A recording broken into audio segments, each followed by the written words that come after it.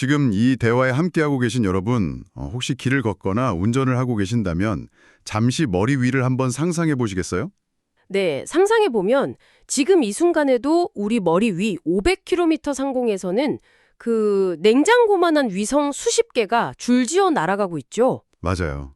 그리고 이 위성들이 그냥 단순히 예쁜 우주사진이나 찍고 있는 게 아니잖아요. 저 멀리 미국 텍사스에 있는 대형마트 주차장에 차가 몇 대나 서 있는지 실시간으로 세고 있습니다. 그쵸. 그걸 왜 세냐고 생각하실 수 있는데 그 주차장 차량 숫자를 AI로 분석해서 다음 분기 소비재 주식 가격을 예측하려는 거거든요. 와, 진짜 놀랍지 않나요? 그러니까 우주산업은 더 이상 머나먼 미래나 공상과학 영화가 아니라는 거죠. 이미 우리 삶과 경제 흐름을 쥐고 흔드는 보이지 않는 인프라가 된 겁니다. 네, 우리가 우주하면 흔히 화성 이주나 거대한 우주정거장 같은 약간 낭만적인 이미지를 떠올리는데 현실은 훨씬 치열하고 철저하게 다본주의적입니다. 맞아요. 오늘 우리가 다뤄볼 방대한 자료들의 핵심도 바로 거기에 있거든요. 이번 심층 분석의 미션은 우주산업과 방산 분야가 도대체 왜 한 몸처럼 움직이는지 파헤쳐 보는 겁니다. 그리고 이 거대한 메가 트렌드 속에서 여러분이 주목해야 할 진짜 투자 기회와 성장 동력이 무엇인지 찾아내는 게 저의 오늘 목표죠. 자, 하나씩 풀어볼까요? 그런데 일단 가장 근본적인 의문부터 좀 짚고 가야 할 것 같아요.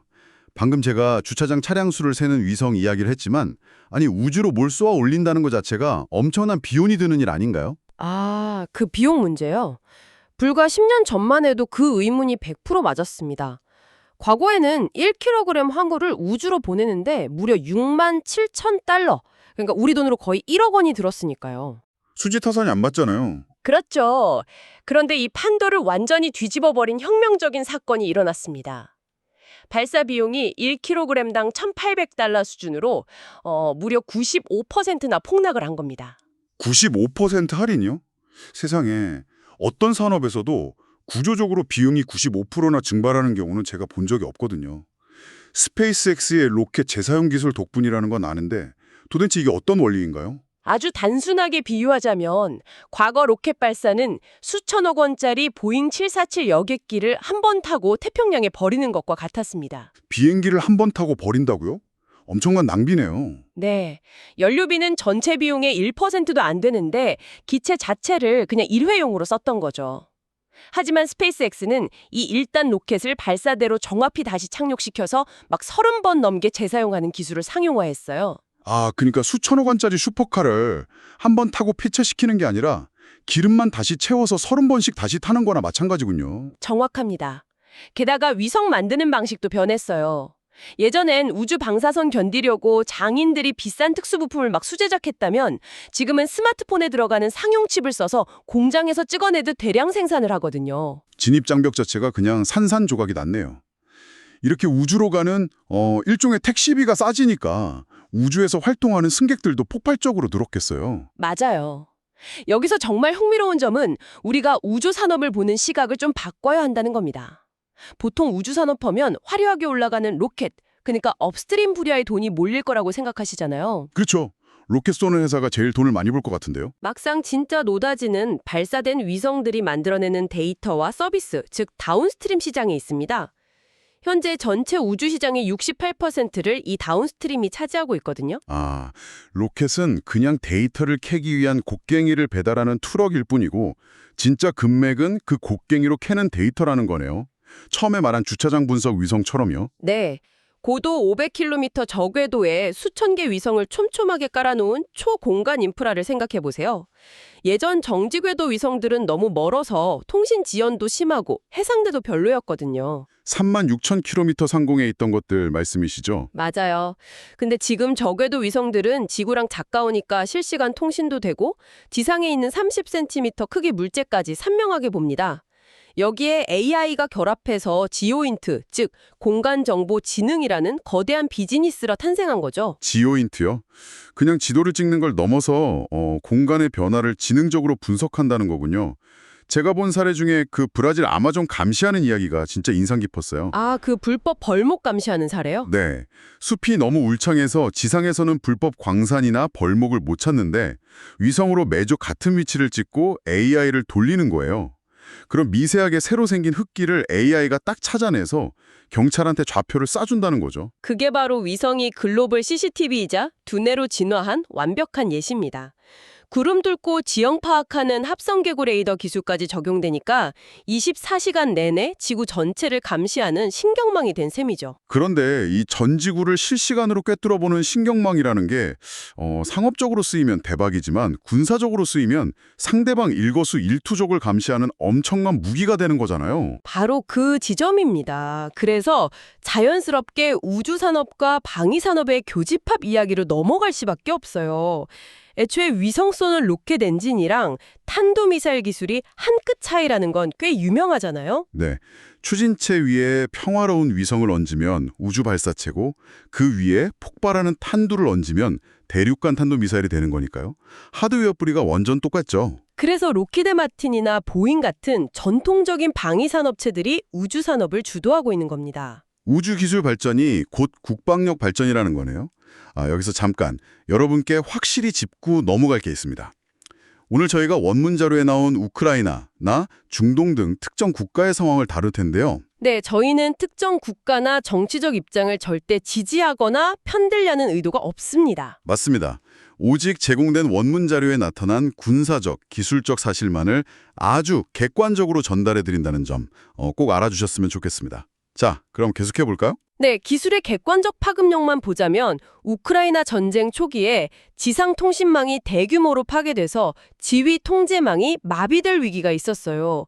그때 그 빈자리를 메운 게 바로 스페이스X의 스타링크 위성망이었습니다. 지산 케이블이 다 끊어져도 소형 안테나만 있으면 우주랑 직접 연결해서 인터넷을 쓴 거군요. 지상전의 한계를 우주에서 극복해버린 거네요. 게다가 단순한 연락망을 넘어서 드론을 정밀 유도하고 포병 부대의 타격 좌표를 실시간 전송하는 전술적 핵심 자산으로 쓰였습니다. 전 세계 국방 수뇌부들이 이걸 보고 엄청난 충격을 받았죠. 와, 우리도 지상 기지국만 믿다가는 언제 눈과 귀가 멀지 머무겠다. 막 이런 뼈저린 위기감을 느꼈겠네요. 그래서 전 세계 국방 예산 지형도가 완전히 바뀌었어요. 최근 아주 역사적인 마일스톤이 하나 있었는데 사상 처음으로 국방 목적의 우주 예산이 나사의 순수 과학 탐사 우주 예산을 추월했습니다. 와, 처음으로요? 이제 우주산업은 여유 있을 때 하는 연구 개발이 아니라 국가 생존을 위한 필수 인프라가 된 거군요. 네, 경제 불황이 와도 국방 예산은 쉽게 삭감되지 않으니까 우주 산업이 일종의 경기 방어주 성격을 띠게 된 겁니다. 게다가 이게 치열한 우주 영토 전쟁이기도 하거든요. 궤도 선점 문제 말씀이시죠? 우주가 무한해 보여도 지구 통신에 유리한 특정 적에다 위치는 한정되어 있으니까요. 맞아요. 중국이 참판 프로젝트라는 걸 가동해서 15,000개에서 최대 20만 개의 위성을 저궤도에 쏘아 올리겠다고 선언했어요. 미국이 다 선점하기 전에 알박기를 하겠다는 노골적인 전쟁이죠. 알박기라 진짜 살벌하네요. 근데 물리적인 궤도 점유도 문제지만 그 이면에 엄청난 보안 기술 전쟁이 숨어 있다고 하셨잖아요. 해킹이나 도청 같은 건가요? 네, 양자 컴퓨터 상용화랑 연결지어봐야 합니다. 엄청난 연산 능력을 가진 양자 컴퓨터가 나오면 지금 우리가 쓰는 암호 체계가 다 뚫릴 수 있거든요. 이걸 막는 방패가 바로 양자 암호 통신입니다. 빛의 단위인 광자의 암호 키를 담아보내는 그 기술이요? 누군가 훔쳐보려고 하면 암호가 바로 깨져버려서 해킹 시도를 즉각 알아챈다는 그 궁극의 보안 기술 말씀이시죠? 맞습니다. 그런데 이 양자 암호 통신을 지상 광케이블로 하려면 문제가 좀 있어요. 유리섬유 안에서 연약한 양자 신호가 부딪히고 산란돼서 100km 이상 멀리 보내기가 거의 불가능합니다. 그래서 지상이 아니라 우주에서 해야 한다는 거군요. 우주는 방해물이 없는 진공 상태니까요. 빙고. 불순물이 없는 진공 상태라 위성을 중계기 삼아 레이저를 쏘면 지구 반대편까지 도청 불가능한 통신망을 만들 수 있습니다. 그래서 방산과 우주가 한 몸일 수밖에 없는 거죠. 와, 진짜 완벽하게 이해됐어요. 진공이라는 우주의 특성 자체가 필수 조건이었네요. 자, 여기서부터 진짜 재밌어지는데요. 전문가님, 오늘 이야기 들어보면 우주산업은 당장 내일 엄청난 돈을 쓸어 담아도 이상하지 않잖아요. 네, 전망만 보면 엄청나죠. 모건 스탠디가 2040년까지 1,400조 원 규모로 클 거라고 했으니까요. 그러니까요. 국가 안보랑 엮여서 돈도 엄청 쏟아질 텐데 아니 도대체 왜? 최근 시장에 상장된 우주 관련주나 한국항공우주 같은 방산, 우주 주식들은 답답하게 박스권에 갇혀 있거나 하락장인 건가요? 이걸 더 큰 그림과 연결해 보면 냉정한 현실이 보입니다. 아무리 기술이 혁신적이어도 주식시장의 거시경제를 벗어날 순 없거든요. 첫 번째 구조적 이유는 바로 고금리의 압박입니다. 고금리요? 아, 우주산업이 초장기 프로젝트라서 그런 건가요? 오늘 로켓 써서 내일 당장 돈 버는 구조가 아니니까. 네, 기업 가치 평가할 때 미래 수익을 현재 가치로 환산하는 할인율을 쓰는데 금리가 높으면 이 할인율이 치솟습니다. 10년 뒤에 1조 원을 번다 해도 현재 가치가 확 깎여버리는 거죠. 투자자 입장에선 10년 기다리느니 그냥 이자 많이 주는 안전한 예금이나 국채 사겠다고 돌아서겠네요. 금리가 자본을 짓누르는 엄청난 중력 역할을 하는 거군요. 아주 좋은 비유네요. 두 번째 이유는 산업 전반이 데스밸리, 즉 죽음의 계곡을 지나고 있다는 겁니다. 기술 개발은 끝났는데 상용화에서 실제 매출이 날 때까지 규제 승인이나 인프라 구축에 시간이 너무 오래 걸려요. 아, 연구개발비는 다 썼는데 돈을 못 버니까 버티려고 주식을 계속 새로 발행해서 기존 주주들 가치가 희석되는 거군요. 제가 세상에서 제일 빠른 우주 택시를 만들었는데 허가받는 5년 동안 적자 내며 버텨야 하는 상황인 거네요. 맞습니다. 한국항공우주만 해도 1분기 영업이익이 시장 기대치를 하회하면서 단기적 실적 실망감이 주가를 짓눌렀고요. 그리고 결정적인 세 번째 이유가 있습니다. 바로 스페이스X 블랙홀 효과예요. 스페이스X 블랙홀이요? 아니 우주산업 대장주인 스페이스X가 잘 나가면 다른 기업들도 온기가 퍼져서 다 같이 좋아지는 거 아닌가요? 보통은 그런데 스페이스X는 비상장사잖아요. 우주산업에 투자하고 싶은 막대한 대기 자금들이 다른 중소형 기업으로 안 가고 오직 스페이스X 상장만 기다리며 멈춰 있는 겁니다. 아, 기관 자금들이 프리 IPO 시장에서 스페이스X 지분만 블랙홀처럼 빨아들이고 있군요. 대장주가 상장을 해야 돈이 돌 텐데 혈이 꽉 막혀 있는 거네요. 그렇습니다. 그래서 투자자분들은 고민이 깊어질 수밖에 없어요. 당장 눈앞에 로켓 쏘는 기업만 쳐다보면 위험하다는 뜻이니까요. 그럼 이 험난한 우주산업 지형에서 우리는 도대체 어떻게 옥석을 가려내야 할까요? 어디에 투자해야 하는 건가요? 화려한 로켓 발사체 이면에 숨겨진 필수 불가결한 알짜 부품과 소재 기업들을 보셔야 합니다. 우주는 공기도 없고 온도 변화가 상상을 초월하거든요. 햇빛 받으면 150도까지 끓고 그늘에 들어가면 영하 270도까지 곤두박질 치는 극한 환경이잖아요. 네, 방사능 입자 폭탄도 쏟아지고요. 이걸 버텨내는 부품을 만드는 기업들이 진짜 혜자를 가진 겁니다. 예를 들어 우주 레이저 통신 시스템을 만드는 루멘텀이나 코어런트 같은 곳이 있죠. 아, 위성들끼리 좁은 레이저 빔을 오차없이 쏘고 받는 기술이요. 광검출기 분야 꽉 잡고 있는 텔레다인도 자료에 있었고요. 열 관리 기술도 엄청 신기하더라고요. 우주는 영하 270도지만 진공이라서 열을 식히는 게 보통 일이 아닙니다. 지구처럼 공기가 열을 빼앗아가는 대류 현상이 없거든요. 아, 기계에서 열이 나도 밖으로 내보낼 공기가 없으니까 안에서부터 녹아내리는 거군요. 맞습니다. 그래서 열을 적외선 에너지로 변환해서 복사해버리는 고도의 방열 솔루션이 필요한데 이걸 L3 해리스 테크놀로지 같은 첨단 기업이 하고 있죠. 배터리도 마찬가지겠네요. 진공에서 터지면 안 되니까요. 일본 GS 유아사가 위성용 전고체 배터리를 꽉 잡고 있고 코닝은 특수 유리 기판, ATI는 특수 금속을 만들고 이분들이 진짜 숨은 주인공들이었네요. 네, 하지만 워낙 초기 단계라 단기 이벤트의 주가 변동성이 극심합니다. 그래서 글로벌 우주테크 앤 방산 액티브 ETF 같은 상품으로 포트폴리오의 5에서 10% 비중으로 중장기 분산 투자하는 게 합리적입니다. 리스크는 줄이면서 메가 트렌드에 올라타는 거군요. 스페이스X 상장이나 금리 인하 여부, 그리고 로켓랩 같은 발사업체의 흑자 전환을 체크포인트로 삼으면서요. 네, 확실한 투자 전략이죠. 그래서 이 모든 게 무슨 의미일까요? 오늘 분석을 정리해보면 우주는 더 이상 낭만적인 탐험의 대상이 아니라 데이터를 수집하고 통신을 연결하며 국가 안보를 책임지는 21세기의 필수 인프라자 새로운 경제 영토라는 겁니다. 아주 깔끔한 요약이네요.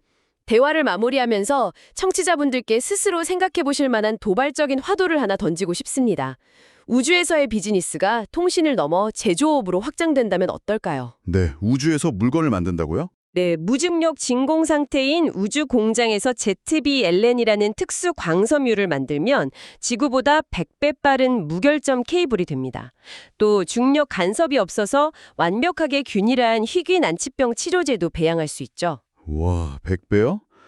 데이터 센터도 우주의 영하 270도 냉동고 환경을 쓰면 냉각 비용 제로에 100% 태양광으로 돌릴 수 있겠네요. 맞습니다. 지구의 중력이라는 한계에서 벗어난 우주 기반 제조업이 우리의 산업 지도를 어떻게 완전히 뒤바꿀지 꼭 한번 상상해 보시기 바랍니다. 무중력에서 구원해낸 완벽한 반도체라니 상상만 해도 진짜 짜릿하네요. 여러분, 오늘 저희가 준비한 심층 분석은 여기까지입니다. 우주 산업이 진짜 우리의 생존과 수익을 결정짓는 핵심이라는 사실 잊지 마시고요. 여러분의 호기심을 계속 응원하며 저희는 다음 분석에서 뵙겠습니다.